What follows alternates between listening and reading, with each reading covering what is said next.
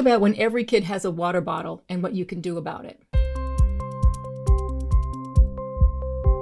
We know that hydration is really important, and all the research over the years has told us that our schools are dry, kids have been dehydrated for many years. I think we are now approaching the years of the most hydrated society I've ever seen. We have water bottles in our cars, on our desks, in our hands, next to our sofas, next to our beds. It's like a water bottle graveyard.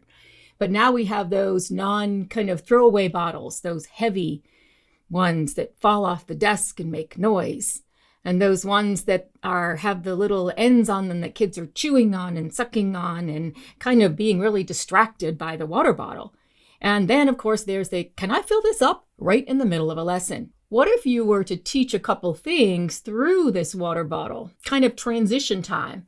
Take 5 in your classroom. Take 5 is when you get to talk to your friends. You get to move around. You get to go get a drink from your water bottle. So you have a place in your classroom. Maybe it's a cubby area. Maybe it's personal space where kids just keep their things. And that's where you store your water bottle. The second thing you'd be also teaching is it's okay that you don't have instant gratification. We're so used to having things when we want it right now in the moment that we don't know how to wait.